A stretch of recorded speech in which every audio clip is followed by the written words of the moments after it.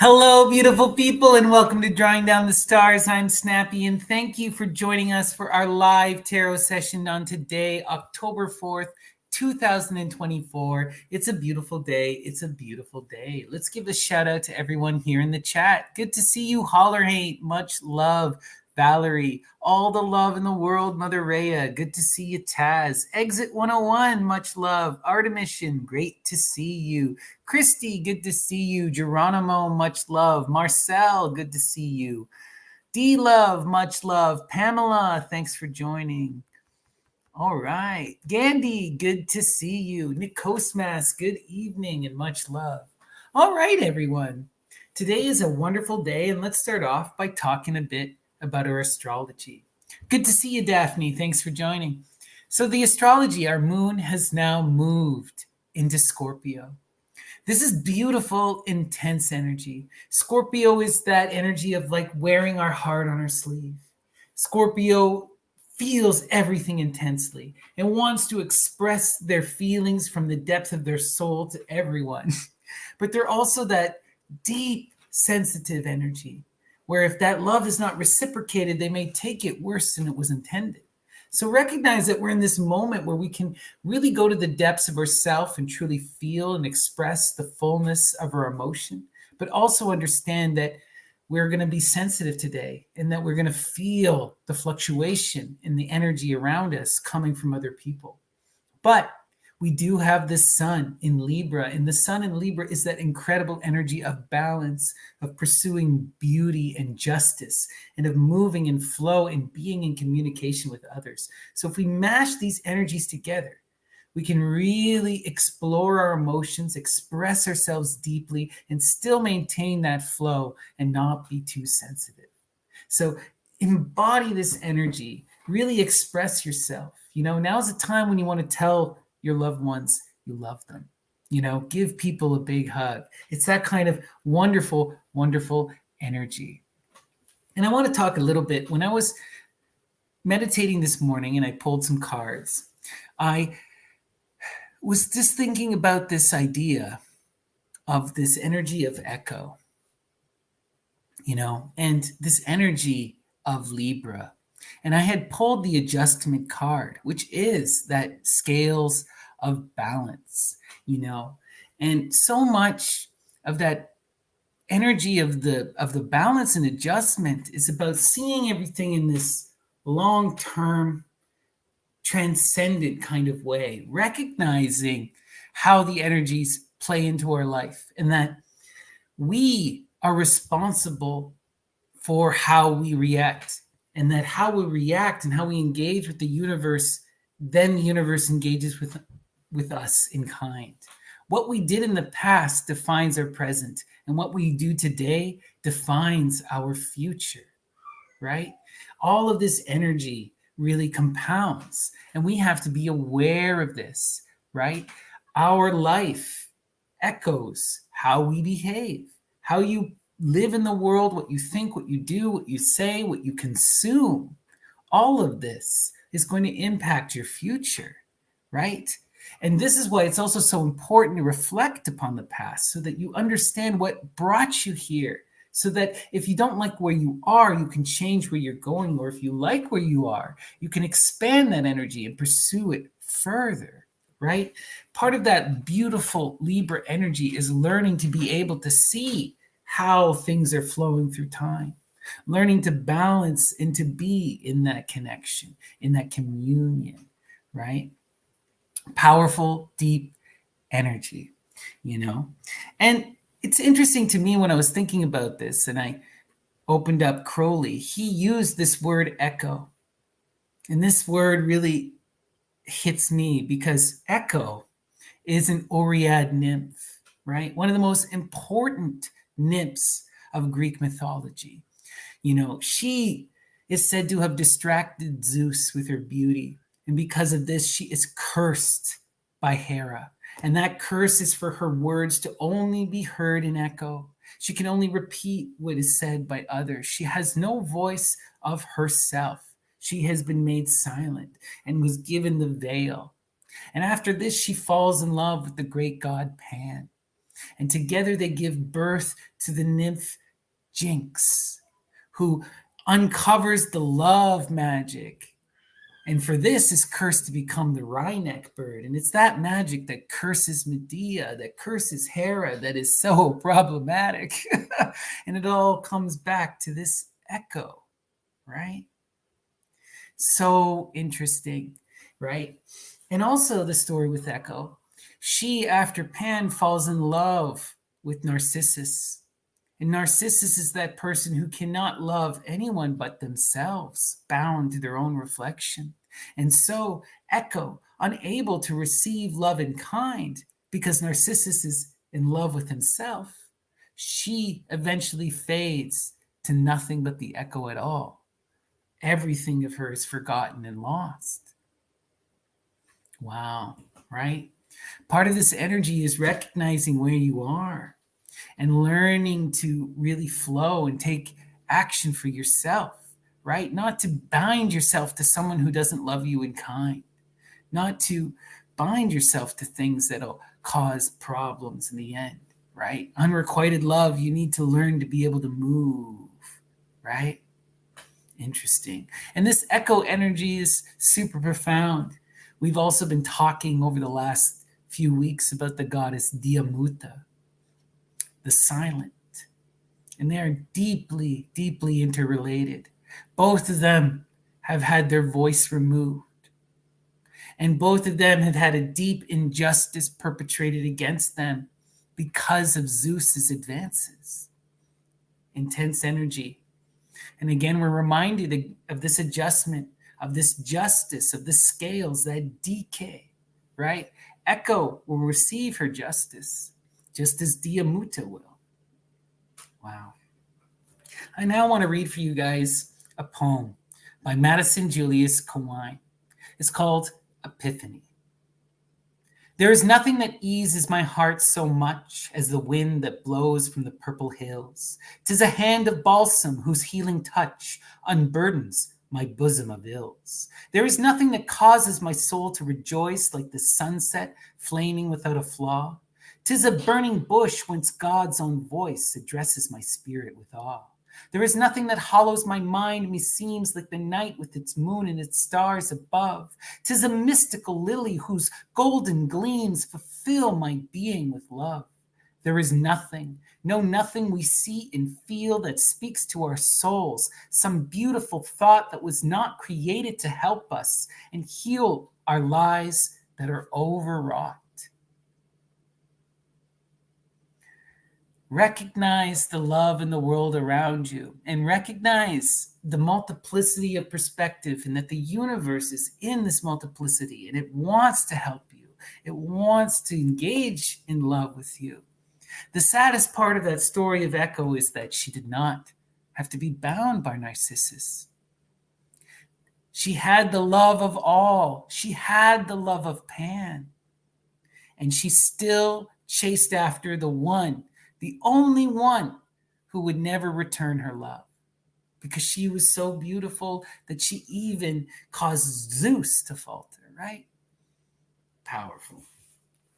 Okay. We're now going to go to our Ganapati oracle. Ganesha Ganapati is the divine child, the Lord of beginnings, the guardian of the threshold, and the master of spirits. So, Ganesha, what is the message for our audience this evening? and ensure that our words are heard by those who need to hear them. Today's message: inner knowing. Inner knowing. Beautiful, right? Knowing thyself. This is another true. If you do not fully understand yourself, how do you project yourself into the future? If you do not recognize your own actions and understand what you're doing in the universe, how can you accept that your life is an echo of your being? How can you understand your place in anything? You can't. This connection to the body and the self is transcendent. It's paramount. Recognize the words of Hermes. That which is above is the same as that which is below. If you wish to understand and divine the stars, you must know the heart, for they are one and the same. All right. We are now going to go to our sortes proper. Okay. For those of you unaware, the sortes is a form of bibliomancy, that is, divination through literature. And it comes to us from the Greco-Roman tradition.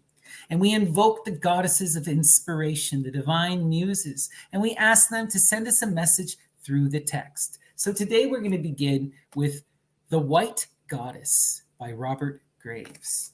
Muses, what is the message from Robert Graves? Inspire us this evening. Its lonely cry, combining the call to love with the call to food, attracted the hens along the tunnel. And when they reached the cave and uttered its usual challenge call, other cocks would come running up, only to be knocked on the head with sticks by waiting hunters as soon as they emerged from the tunnel. Oh, wow. Now this is a twisted image. Are you a bird? Are you being tricked? Are you being led down a tunnel by the call of an attractive potential mate, only to be bumped on the head by a hunter and consumed, taken for bait? Recognize, oftentimes, when we get involved in things like ideology, things that can transform us and can bind us, it is because of love and community. These are two of the most beautiful things, but these are also two of the most dangerous things because they can lead you off a cliff, right? Love rejects reason, right? When we love someone, nothing else matters. Dangerous energy, even though it is beautiful. And that is why we have to try to ground ourselves, be true to that body, know ourselves so that we can understand when it is true love and it is not someone out for their own interests, right? Beautiful. Let's continue. We are now going to go to By Oak, Ash and Thorn, Modern Celtic Shamanism by DJ Conway. Muses, what is the message from Conway? Inspire us this evening. Bodhran, Ireland, cow song, a single-headed frame drum. Now this is for those with ears to hear. Often much is made of the Orphic passwords, and some Orphic passwords are more clear than others. Some appear to us preserved in poetry, which we should all know. Do you have what it takes to cross Lethe? Do you know the signs and the methods?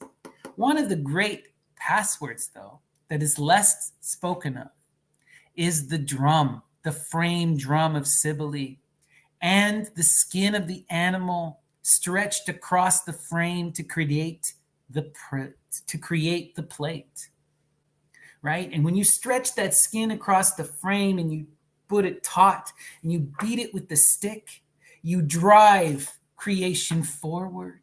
You drive creation forward into that generation, into that evolution, into that ever continuing of the cycle, right? But recognize the brutality and the force that is required for this generation, for that heartbeat of the Great Mother. The cow is both the food and the sacrifice, and even in death they are not allowed to rest, for their skin becomes the frame of the drum, and they are beaten in death to drive that course forward. Life, in many ways, is suffering, and it is that suffering that is paramount. A lot of people react so incredibly bad to all of that. And I understand completely, but we need to understand that the goddess, the universe, is that great recycler. We need something to push us, to force us to evolve, to drive us forward into that generation, lest we stagnate and stay still and descend into nothing, right? And that's the magic of this drum. It drives the chorus. It drives the marching, right? It is that beat of the heart. Ioi Savoy, right? Beautiful. Okay. We're now going to hop to Dr. Faustus by Marlowe. All right. Muses, guide my hand. What is the message from Marlowe? Inspire us. Alas, madam, that's nothing. Mephistopheles, be gone. Were it a greater thing than this, so it would content you, you should have it.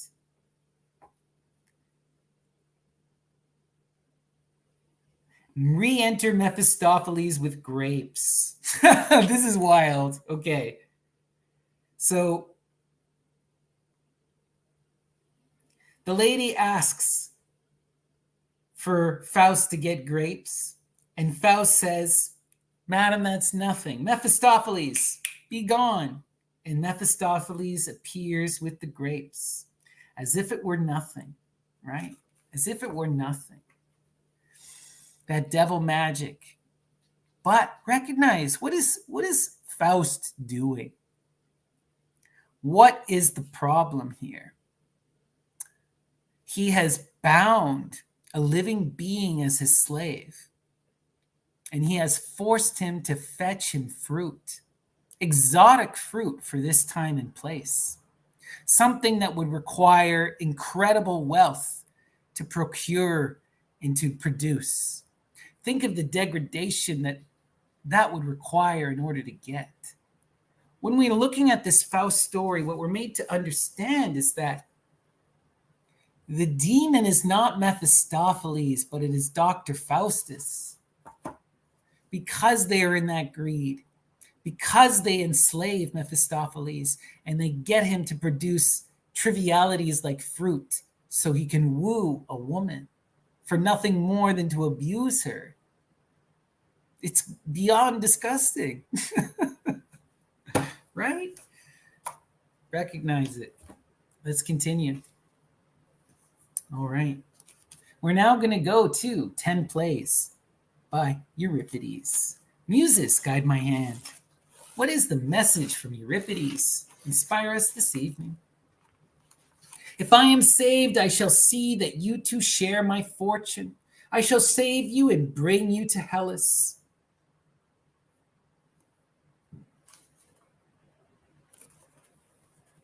Right? This is something also that we see with a lot of this magic.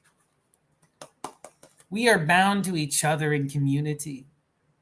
And those who can sacrifice, those who can do for others, who can help, are the most rewarded.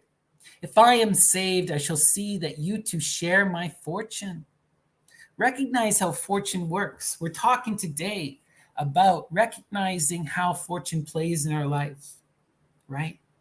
What you do in the past determines your present and defines your future, right? All of this is the result of your own actions. If you help others, fortune is bound to help you, right? These are the laws of the universe. It may not play out on the time frame that you like, but this is the law of the universe. All right. Let us continue. We're now going to go to A Sinister Assassin by Antonin Artaud. Okay. Muses, what is the message from Artaud? Inspire us. He repeats that sentence several times over with a Freudian expression of contempt. Then he dips a corner of his napkin into a blue jug of water, rubs both sides of his nose so that a red stain spreads out across the center of his blanched face, and takes the empty plates over to the door. An acrid smoke is stinging our eyes. This fire is the only luxury I have here, the only magnificent element of this room. Wow. Artaud is such an intense figure. He repeats that sentence several times over. The sentence he's repeating is, Antonin Artaud is dead, with a frozen expression of contempt. Then he dips a corner of his napkin into a blue jug of water, rubs both sides of his nose so that a red stain spreads out across the center of his blanched face, and takes the empty plates over to the door. An acrid smoke is stinging our eyes. This fire is the only luxury I have here, the only magnificent element of this room. This is about how Artaud became Artaud the Momo, the great magician, how he died and was reborn.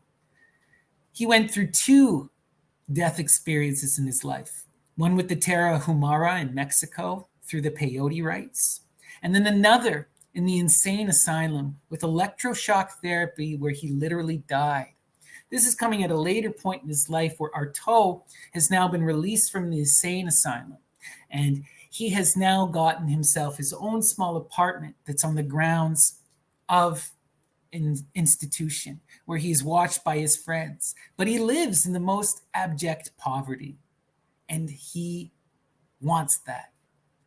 For he is now Artaud the Momo. Artaud, as we knew, is dead. That name is gone, that man no longer exists. Artaud that is present has no possessions, has no need for things. He lives in the smoke, in the fire, right? He exists as that great antagonizer. Wild, wild, wild stuff. And that's what happens when you get radical magicians. No, he's no Gandalf the White. He's far greater. Gandalf the White is a load of hooey. Don Juan in hell. Artaud was possessed by Heliogabalus, my friend. Artaud is an actual dragon. Let's continue. Muses, what is the message from Bernard Shaw and Don Juan in hell? I'll just say this. Antonin Artaud is the single greatest artist I have ever read in terms of the mystery. Undisputed in my mind. That's how important. All right. The message from Don Juan. And were you not happier for the experience, Senor Don Juan? The happier no, the wiser yes. That moment introduced me for the first time to myself, and through myself to the world. And through myself to the world. I wasn't made happier, right? This experience of generation and going through the cycles, it's not about happiness. It's about evolution. It's about growth and responsibility, right? It's about learning to become a true refined being. All right, let's continue. We're now going to go to Lord Byron. All right, muses, guide my hand. What is the message from Byron? With a slow, staggering effort, he arose, but sunk again upon his bleeding knife and quivering hand. And then he looked for those who long had been his mates upon the sea, but none of them appeared to share his woes, save one, a corpse. From out there famished 3, who died 2 days before, and now had found an unknown barren beach for a burial ground. Wow, this is intense. There, breathless, with his digging nails, he clung fast to the stand, lest the returning wave, from whose reluctant roar his life he wrung, should suck him back to her insatiate grave. We have this figure of a woman clawing herself up the beach, desperate to reach the shore before the waves consume her once more. Wow. Should suck him back to her insatiate grave, and there he lay, full length where he was flung, before the entrance of a cliff-worn cave, with just enough life to feel its pain. Oh, sorry, that's the wrong one. Sorry. Where was it? With slow and staggering effort he arose, but sunk again upon the bleeding knife in quivering hand. And then he looked for those who long been his mates upon the sea, but none of them appeared to share his woes, save one. Only one else made it upon the shore, a corpse from out of the famished three. Famished three who had starved, right? Who died 2 days before and had now found an unknown barren beach for a burial ground. 3 washed upon the stores, not properly buried, restless spirits.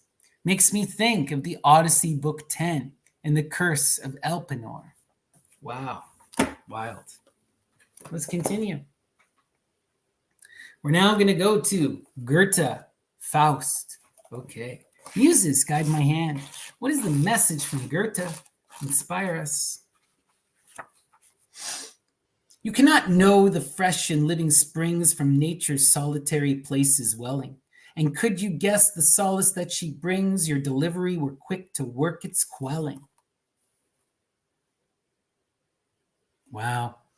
You cannot know the fresh and living springs from nature's solitary places welling. You can never know that Rhea, right? That goddess in her purity, the beginning of that flow. You cannot go back to that point, to that pure point. We can only perceive the river where we're at, right? And could you guess the solace that she brings? Your delivery were quick to work its quelling. If only we could experience that, then we would be in true flow. We would understand. We would quell our rage and move in flow. Wow. Interesting. Let's continue. We're now going to go to Lorca, 3 Tragedies. Muses, guide my hand. What is the message from Lorca? Inspire us this evening. The last book I read was Goethe, Faust. All right.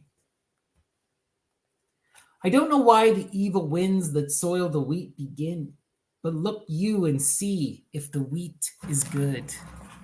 This is a really deep and transcendent image, right? Because that wheat wails through the winds, right? It goes in the Greek understanding. What would happen is there would be this horrific wind from Demeter or Persephone that would taint the wheat and cause the ergot to arise, right?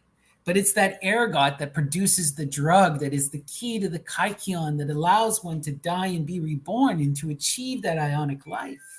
It is in that experience of this evil wind, right? And this kind of evil wind is a really deep, transcendent image that we see often. Set, right? The great serpent god. He is said to be an evil wind, you know? And there is even said it would come in periodically and cause madness in Egypt. Wildness. Let's continue. We're now going to go to Le Conte de l'Autrement. All right. Malidor and other poems. Muses, guide my hand. What is the message from L'Autrement and Malidor? But you really know the diametrical opposite is true. But you really know the diametrical opposite is true.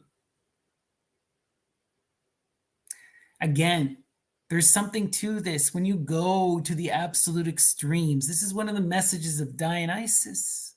When you go to either end of the extreme, you wind up at the same place. You wind up at the same place. I'm not talking about politic nonsense. I'm talking about the pursuit of mystical transcendence.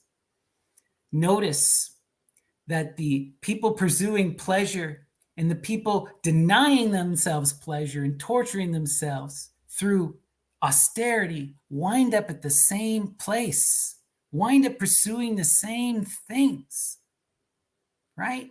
Marquis de Sade is as much a mystic as Adi Shankarya Acharya. You may not like his mysticism, but it's there. It's there. Twisted in all of its wildness, right? Because the universe is a circle.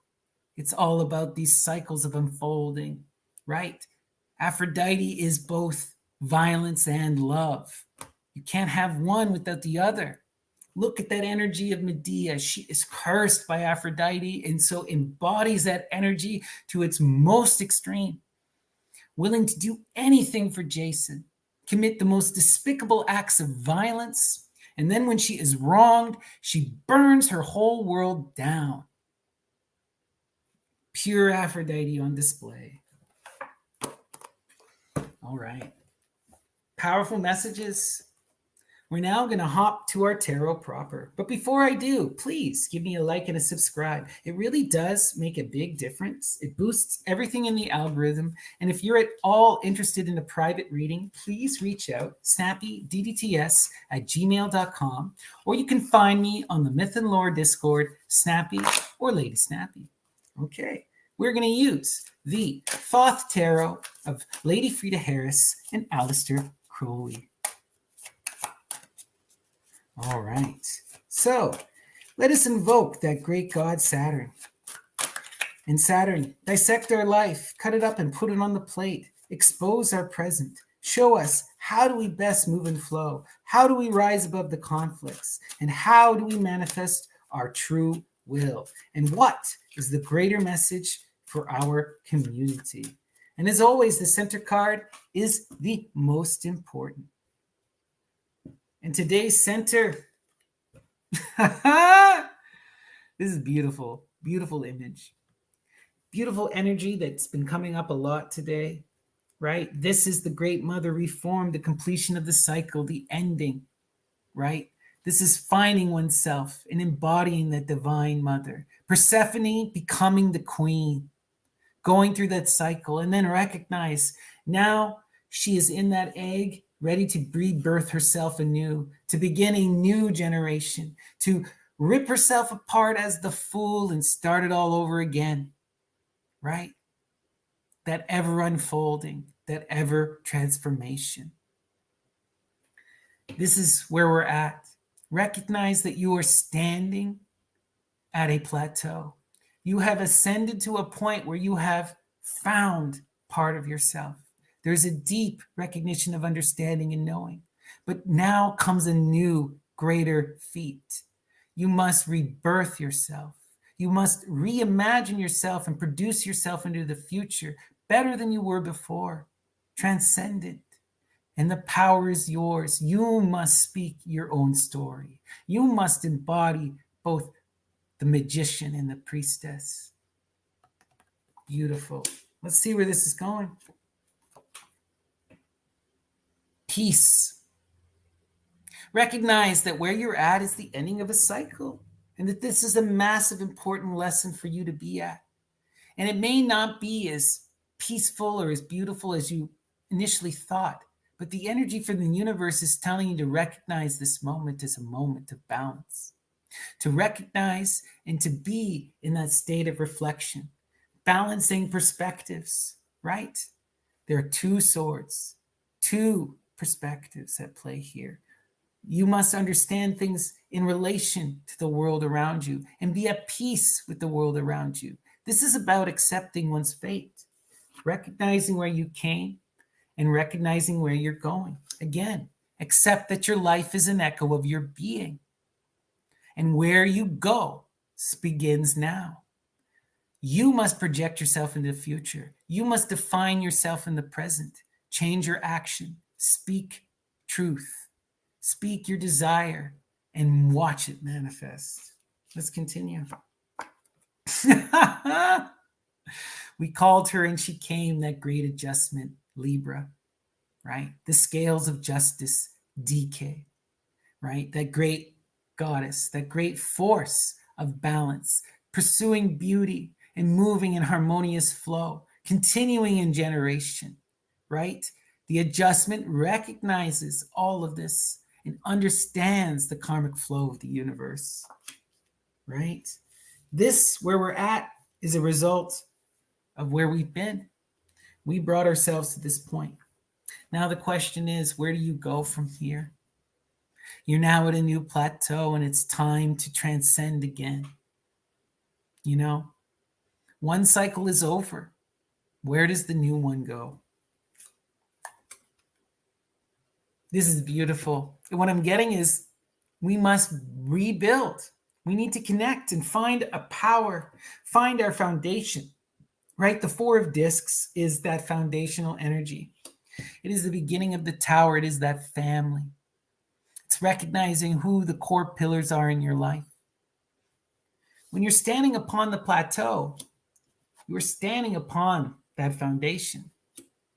You know, in the flow of this, the universe has two different meanings: the full completion of the cycle and the partial completion, right? A part.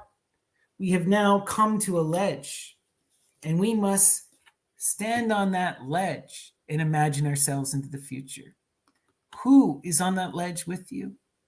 Who are you bringing with you? Remember the Sortes. The Sortes told us, if you can put that love into others, so much more power is going to come, so much more beauty, right?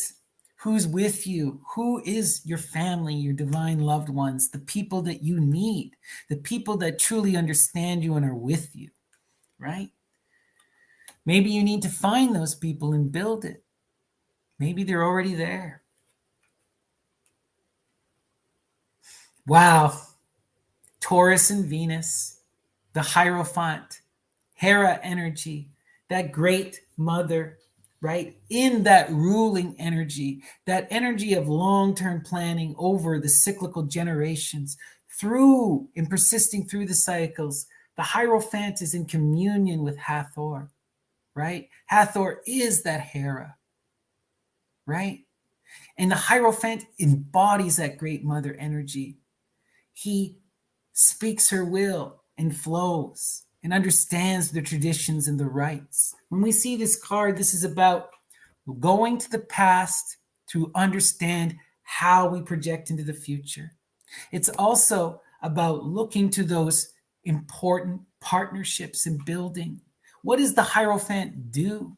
They unite people in matrimony, in bonds, in things that persist through the cycles. Real marriage, in that traditional magical sense, not the Christian marriage or not our legal marriage, but real marriage where two come together to form a union and an agreement that they're going to persist in the cyclical flow to learn and better each other. So this signifies a partnership for the building of that foundation.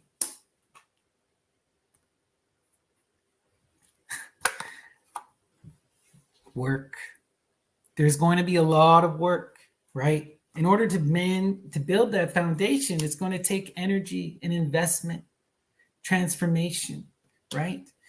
In order to engage this energy of the Hierophant and be in that divine partnership, to be in that flow and to understand the traditional wisdom, it's going to require you to do the work. You're going to have to read. You're going to have to go to the text. You're going to have to engage with your partner, with your people, that foundational energy, those loved ones. You're going to have to do the work of connecting, of building with them together to produce that foundation. All right. Let's continue. New love, new connections, new engagement. Recognize the Ace of Cups signifies that this is a new pursuit, pursuing that emotional connection, connecting with others in that deep pursuit, giving and receiving, having your cup and being willing to share and receive an equal, reciprocal flow. Beautiful, profound energy, pursuing that loving flow. And that is the energy that is necessary to build the foundation. You cannot have that foundational energy without that cup. You cannot have a true marriage without that cup, right? That cup must be offered and shared. Wow. Let's continue. Doesn't get more wild. We now have the lovers connected to that cup, and we had the Hierophant. This is about coming together in a true love connection, about finding your soulmate, about finding who you're meant to connect with, to build that foundation, to work in adjustment, to engage with in that long-term cyclical transformation, right? To engage in that alchemical process. Recognize that the lovers is that bond that then produces the art. First, the loving marriage, then the consummation that gives birth to form. Beautiful. Victory. The perfected Six of Wands. This is what you desired. This is what you've been manifesting. That's what the cyclical ending of the cycle is about. It was about finding this. Well, you found it. And that cup is reciprocal. Wow. So much loving, powerful energy. That's just mind-blowing. Okay. I'm now going to flip the cards. But before I do, please give me a like and a subscribe. It really does make a big difference. And if this resonates with you, please leave a comment. It does help. It boosts everything, and I would so appreciate it. And if you're at all interested in a private reading, you can reach out to me at any time. snappydts@gmail.com, or find me on the Myth and Lore Discord, Snappy or Lady Snappy. You know? Okay. Oh, sorry, guys. 1 second here. There we go. Okay. Let's flip our cards. And here we have our full square. Okay. So let us start. Can I get this to balance? Okay. I think this is as good as it's going to get, people. Okay. We'll start here with that peace. We need to be at peace with this. Look, the whole energy of today was talking about recognizing that our actions in the past have led to our present, and that this is now kind of faded energy. And what I'm seeing here is that we've all been manifesting this love. We've been trying to engage in this connection. And now that it's happening quick, it's happening powerfully, and it's happening in a way that is transforming our reality. It's beginning an entirely new cycle.